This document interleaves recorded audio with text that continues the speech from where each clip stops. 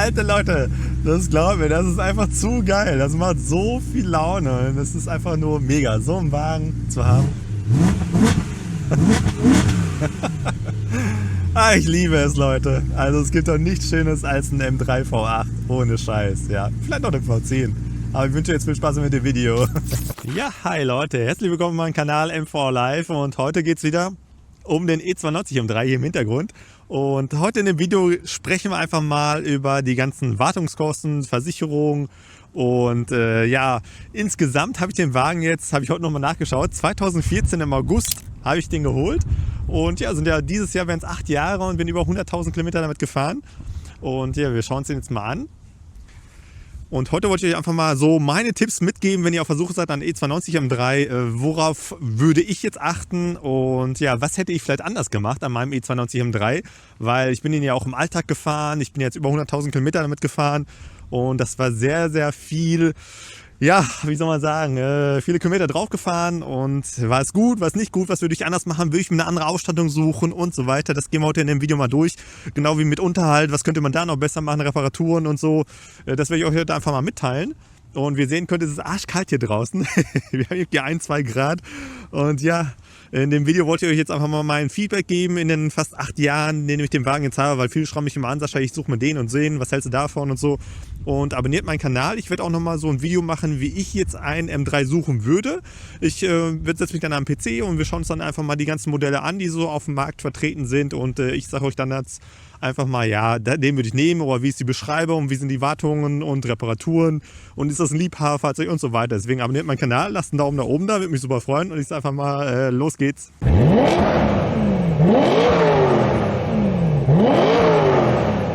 Jetzt mal hier reingesetzt. Es ist arschkalt draußen. Ich hoffe, ihr verzeiht es mir. Und ich zeige euch jetzt einfach mal hier den M3 von innen. Und ich habe mir auch ein paar Notizen gemacht, um was wir heute jetzt sprechen. Und ja, und das ist bestimmt eine ganz gute Hilfe für euch da draußen, wenn ihr auf der Suche nach einem E92 M3 seid. So meine Erfahrungen in 8 Jahren. Und ja, ich habe auch sehr, sehr viele Videos ja gemacht mit anderen M-Fahrern, andere M-Gruppen. Und ich habe so viel, ja, Feedback und so alles mitbekommen, worauf man achten sollte und das ist immer ganz cool und das versuche ich ja natürlich draußen weiterzugeben, so dass ihr auch was davon habt, wenn ihr meine Videos schaut. Deswegen würde mich super freuen, wenn ihr meinen Kanal unterstützen würdet. Lasst ein Abo da, weil ich habe immer gesehen, viele die Leute, die meine Videos schauen, die sind gar keine Abonnenten von mir, das ist ein bisschen schade, aber ich werde demnächst auch noch ein Video machen, was ich jetzt in diesem Jahr mit dem E92 M3 noch so vorhabe, das werde ich auch noch mal machen, weil wie ihr wisst, hatte ich ja den M4 mit 600 PS, den hatte ich ja verkauft.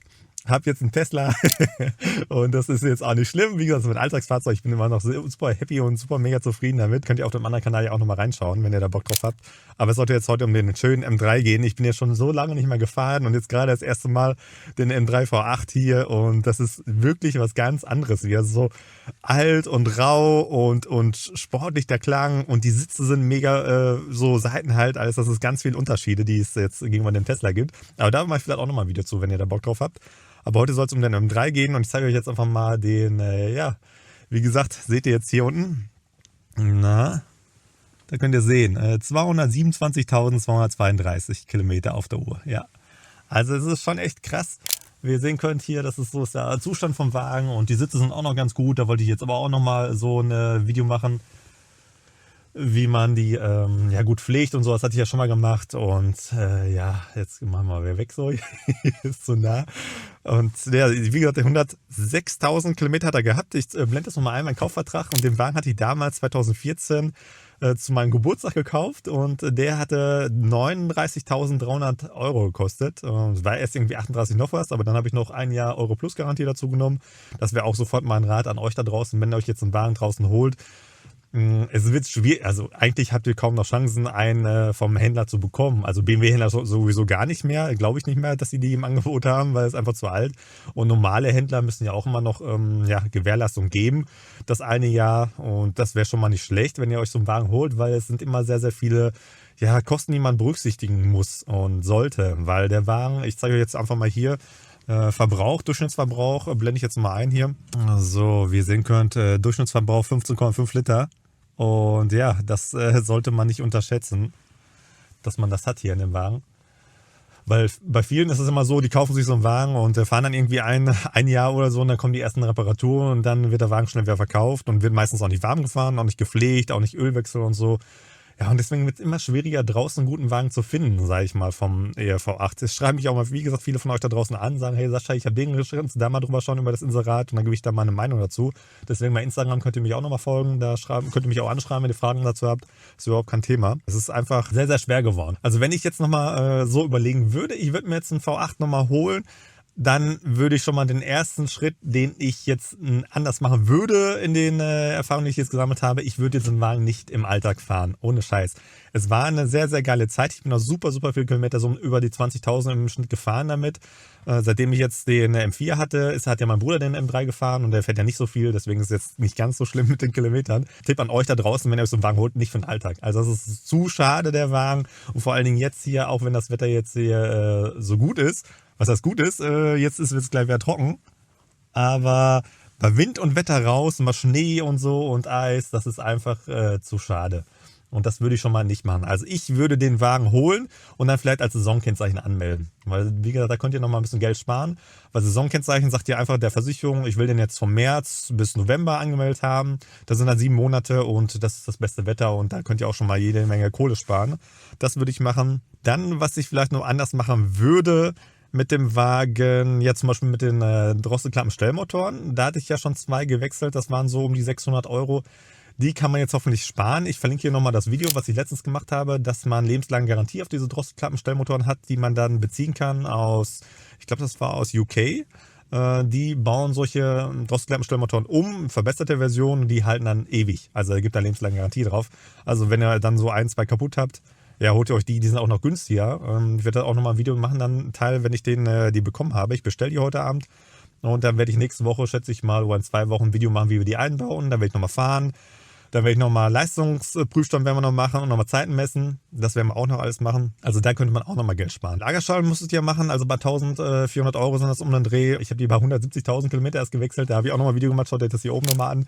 Und die waren noch sehr, sehr gut vom Zustand, weil der Wagen, als ich den gekauft habe, das Baujahr 3 2011, der hatte gelaufen, wie gesagt 106.000 und das war ein Langstreckenfahrzeug, was ja auch schon verrückt ist, weil der ist da 30.000 Kilometer gefahren, so im Schnitt und ja, das war eigentlich ganz gut für den Wagen. Deswegen sahen die Lagerstangen auch noch so gut aus. Obwohl welche auch noch gesagt haben, dass die vom Facelift die Lagerstangen eine andere Legierung haben sollten, das werden wohl ein bisschen bessere. Aber man hat auch andere Videos schon gesehen, wo die normalen V-Facelift Autos ja auch sehr gute Lagerstangen hatten. Das ist dann natürlich auch mal Sache wegen Ölwechsel, Warmfahren und so weiter. Das zählt ja alles dazu. Man weiß ja auch nicht, man kann ja nicht reinschauen in den Motor. Und das ist auch auf jeden Fall nochmal so eine Sache, die man berücksichtigen sollte. Und dann nochmal ein Tipp bezüglich Versicherung. Ich mache ja Versicherung seit fast 14 Jahren. Also wenn ihr da mal Infos braucht oder so Fragen habt, schreibt mich ruhig bei Instagram an. Das ist auch kein Thema. Und ja, da habe ich auch schon sehr viel gelernt und sehr viele Autos versichert, auch M3s versichert. Auch viele sind bei mir versichert. Deswegen lieben Dank nochmal an euch da draußen. Und ja, was ich da noch machen würde, ist, wenn ihr jetzt, sag ich mal, neu anfangt, ihr habt noch nicht so viel Erfahrung, dann immer als Zweitwagen über die Eltern anmelden. Meistens gibt es auch nochmal so eine Eltern-Kind-Regelung, wenn, sag ich mal, der Vater oder die Mutter ist bei der Versicherung, dann könnt ihr schon günstiger anfangen auf euren Prozenten. Bloß, glaubt's mir, das bringt auch nicht viel, weil so ein M3 V8 ist mit einer der teuersten Autos in der Versicherung. X6 und so das teuerste, aber ich blende hier nochmal so ein, dann seht ihr das hier, das ist einfach krank. Also das ist einfach nur krank, der Wagen. Deswegen, ich kenne auch welche, die haben gesagt, nee, ich versichere den nur mit Haftlicht oder mit Teilkasko. Und ja, muss jeder selber wissen. Aber ich sag mal, wenn der Vollkasko lohnt sich auf jeden Fall, wenn der Wagen, sag ich mal, zerkratzt wird, was mal oft vorkommen kann. Sag ich mal, Neider und so, ihr kennt das Thema ja. Oder ihr fahrt jetzt irgendwo selber dagegen oder ihr lasst die Freundin fahren, die fährt irgendwo gegen oder so. Dann kann das natürlich schnell passieren, dass da, der Wagen in Mitleidenschaft gezogen wird. Und wenn ihr dann die Kohle nicht in der Hinterhand habt, ja, dann kann es natürlich teuer werden. Ne? Das ist so der Nachteil. Aber muss jeder selber wissen. Ne? Ich habe jetzt bei mir in der Vollkasko, kann man auch die Selbstbeteiligung höher machen. Normal sind es so 300 Euro und Selbstbeteiligung. Ich habe das aber auf 1000 gemacht. Deswegen, weil Vollkasko-Schäden sind eigentlich seltener. Und wenn da wirklich ein Totalschaden hat, dann sind die 1000 Euro auch nicht mehr viel wert. Ja. Also das würde ich euch nochmal als Tipp geben. Also Wartung hat man gerade gesagt, Drosselklappen-Stellmotoren, das ist immer so Sache, am besten das Gestänge mal einspielen, das sollte man machen. Dann die Lagerschalen, das ist die Wartung und ja, was ich an Reparaturen hatte in den Jahren, das waren jetzt mal Fußraummodul war kaputt, dann war noch was am Lenkrad kaputt, also die Schaltwippen haben nicht mehr funktioniert, das war jetzt auch nicht viel, ich glaube 200 Euro konnte man dann die Teile besorgen, da hat der Robert nochmal eingebaut, liebe Grüße nochmal an Robert von Max Performance, der hilft mir immer hier mit dem Wagen. Und deswegen, das ist auch noch so ein Tipp von mir. Also wenn ihr euch so einen Wagen kauft und ihr habt keine Ahnung vom Stern, auf jeden Fall nur, wenn ihr da jemand kennt oder eine gute Werkstatt, die, sag ich mal, auch auskennt mit M-Fahrzeugen. Das ist ja auch mal so eine Sache. Man denkt immer so, ja, man kauft den und man fährt da zur ATU oder so oder keine Ahnung, eine freie Werkstatt. Und viele kennen sich damit nicht aus und wissen auch nicht genau, ja, wie man so einen Wagen behandeln muss. Deswegen ist es immer ganz gut, wenn man so jemand kennt, der selber schraubt oder auch ein M hat und so, dann weiß man genau, ja, die sind so Liebhaber, die geben sich auch so die Mühe mit den Sachen und ist jetzt was anderes, als wenn du jetzt irgendwo hinfährst und die sagen, ja, hier, mach mal eben, zack, zack, zack, schnell und ja, das ist dann ein bisschen blöd. Und ansonsten, Ölwechsel macht man ja jedes Jahr und da seid ihr, wenn ihr das Öl selber mitbringt, bezahlt fürs Öl nochmal so 80, 90 Euro. Ich glaube, Öldepot 24 war ich immer, da könnt ihr auch noch ein bisschen Geld sparen, dann nehmt ihr das Öl mit zum BMW-Händler, das ist eigentlich gang und gäbe, da sagt ja keiner was für. Und ja, ich lasse das dann immer beim BMW-Händler wechseln, da kriegst du einen Stempel rein, dann ist das gut. Das ist immer ganz gut für die Historie. Dann Bremsen, ja, hatte ich mal rundum gewechselt, Scheiben, Belege und so, es waren knapp 1000 Euro. Aber waren jetzt nicht original bei BMW, sondern bei einer freien Werkstatt hatte ich das machen lassen, weil ich ja den Wagen sowieso behalte, ich werde ihn nicht abgeben, keine Sorge. Und ja, am besten habt ihr, wenn ihr den Kollegen kennt oder so, dann ist das auch kein Thema. Da kann man auch ein bisschen Geld sparen. Und ansonsten hatte ich jetzt auch keine großenartigen Schäden hier an dem Wagen. Toi, toi, toi. Dafür, dass er so viel gefahren ist. Ja, Verbrauch, das ist der Wahnsinn-Verbrauch. Da werde ich euch das nochmal, das Video verlinken hier. Da habe ich mal so ein Vergleichsvideo gemacht innerhalb den letzten 5 Jahren zusammengefasst von meinem M3. Und da kam ich so auf Wartungskosten mit meiner natürlich 20.000 Kilometer Fahrleistung. Ich glaube, es waren um die 800 Euro. Ohne Scheiß. Um die 800 Euro. Lasst euch das auf die Zunge zergehen, was ich hier den Wagen nur an Unterhalt bezahlt habe. Und was ich noch damals vergessen hatte, da war noch niemals die Rate mit drin, weil ich habe den ja finanziert und die Rate waren auch nochmal über 500 Euro. Das heißt, ich habe 1.300 Euro quasi im Monat für den Wagen bezahlt. Das ist einfach krank. Als ich das selber gerechnet hatte, das Video gemacht habe, dachte ich mir, ey, was hast du gemacht? Was hast du da dir angetan? Und ja, das ist echt schon krass, wenn ich so überlege, manche kaufen dafür eine Eigentumswohnung, also zahlen das dafür ab und so. Und ja, ist natürlich immer die andere Sache, was man machen will, was man haben möchte. Und ich sage immer so, man lebt nur einmal und das ist so einfach mein Motto. Obwohl ich jetzt auch sage, wenn ich das so mal von vorne machen könnte, dann würde ich auf jeden Fall den als Zweitwagen machen. Holst du dir für den Alltag irgendeinen kleinen Wagen und dann musst du nicht rausfahren bei Wind und Wetter. Weißt du, kannst du wirklich schönes Wetter aussuchen und du kannst den dann auch richtig aufbereiten, sauber machen. Ich habe mich so geärgert immer. Ich habe den dann poliert und aufbereitet und so.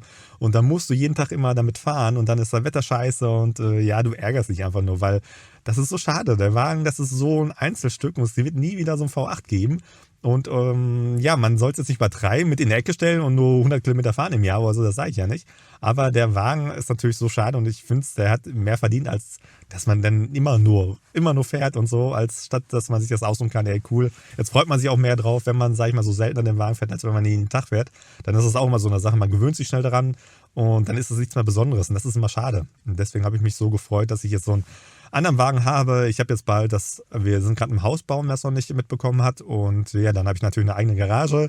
Dann kommt der V8 schon da rein. Ich werde ihn aufbereiten, ich werde ihn polieren, ich werde ihn noch umbauen. Und da kommt auch nochmal ein Video, mache ich dazu nochmal. Und das könnt ihr auch gerne nochmal anschauen. Deswegen bleibt dabei, abonniert meinen Kanal, würde mich super freuen.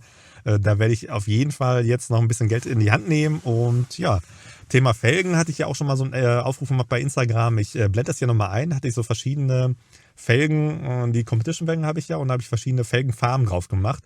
Das sah ganz cool aus und die meisten kamen so in Grau und so, fanden viele ganz cool, Grau, Gunmetal oder so und oder so Gold, Bronze, Champagner oder so. Das fand ich auch sehr, sehr geil, weil irgendwie mit den Interlagos blau und wenn man dann so diese goldenen Felgen hat, ich glaube, wir gehen das mal raus, ich zeige euch das nochmal. Also es ist wieder aufgehört zu schneien, und dann kann ich euch das nochmal von draußen zeigen. Ich hoffe, ihr könnt mich hören, weil das ist echt sau windig hier. Und ja, das ist jetzt die Sache, wenn ich den jetzt, das sind jetzt natürlich die Winterfelgen, kann man jetzt nicht vergleichen mit den Competition-Felgen. Ich mache nochmal ein Bild rein, dann seht ihr jetzt mal, wie der aussieht mit den Competition-Felgen. Ja, und dann könnt ihr nochmal schreiben, also, ja, die Competition-Felgen in so Gold, das erinnert mich immer so an Subaru und so, die Autos von damals. Und ich finde so Blau und Gold, Champagner, ja, das harmoniert sehr, sehr cool. Können wir hier auch nochmal so anschauen, den Wagen. Na, ich bin mal gespannt, was er dazu sagt. So, dann gehen wir mal weiter. Boah, ist das echt windig. Ja, also deswegen bin ich mal gespannt, was er dazu sagt, wenn wir das machen. Also zum Thema Tuning, wenn ich mir jetzt nochmal einen M3 kaufen würde. Ja, Felgen, Competition-Felgen sind auf jeden Fall mega. Und wenn ihr das Competition-Paket habt, dann habt ihr auch andere, also habt ihr diese 19 Zoll Felgen, dann habt ihr 10 mm Tieferlegung schon. Ihr habt ein anderes Fahrwerk, also es ist ein bisschen anders abgestimmt. Auch nochmal das DSC soll auch noch ein bisschen anders abgestimmt sein. Ja, so ein paar Kleinigkeiten. Aber das fand ich ganz cool. Die Competition-Felgen, als ich die gesehen habe auf dem blauen Wagen hier, war einfach mega. Den wollte ich dann damals haben. Ich weiß noch ganz genau. Ich hatte ja davor den 650i, den E63 als Coupé, so den V8, 367 PS. Und das war schon mega. Davor hatte ich den 335 E290 gehabt mit N54 Motor, aber leider nur Serie. Damals habe ich mich noch nicht so getraut. Da fing das erst alles an mit den ganzen YouTube und Tuning, dass man die Leute kannte und so. Und ja, das war schon sehr, sehr geil. Und dann also E290 335, dann der E63 650i, 367 V8 PS. Erst hatte ich dann den F10 535D geholt und dann hatte ich gesehen, dass es für den fast gleichen Preis, also 5.000 waren es mehr als bei dem F10, gab es den M3 V8 und das war damals so, wo es schon so ein bisschen günstiger geworden ist, aber der hat natürlich auch viel gelaufen gehabt.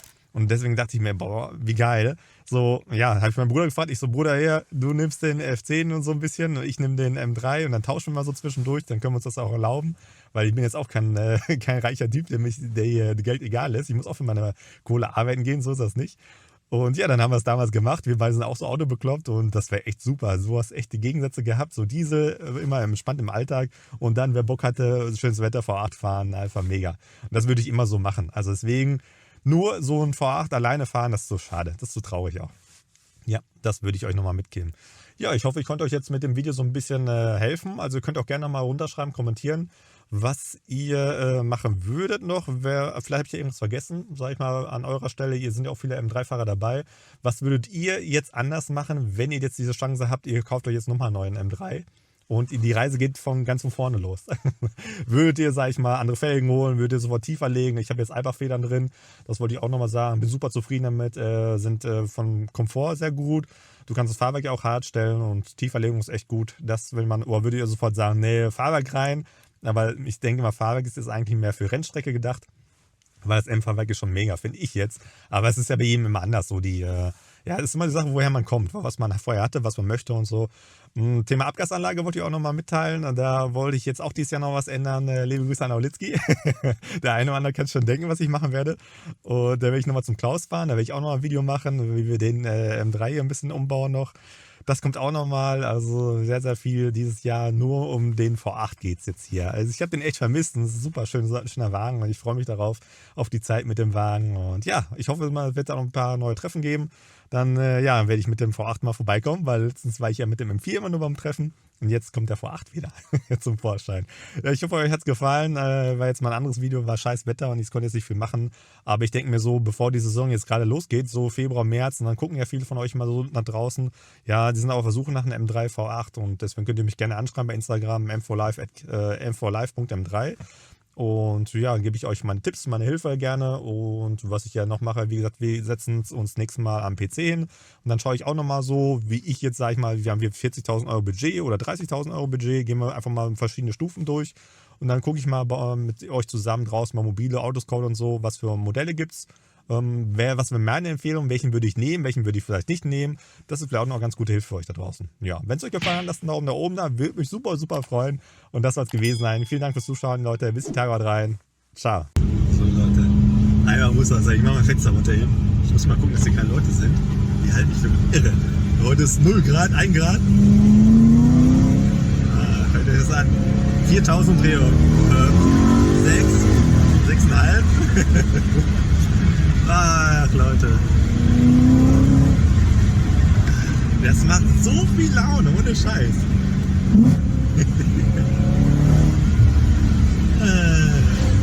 Krass, fast 8 Jahre den Wagen und immer noch zaubert er mir ein Lächeln ins Gesicht. Also wenn das doch nichts heißt für einen geilen Wagen, dann weiß ich es auch nicht. Ich weiß jetzt auch nicht, was er hier macht von mir. Aber das ist doch so der Beweis, oder? Und deswegen...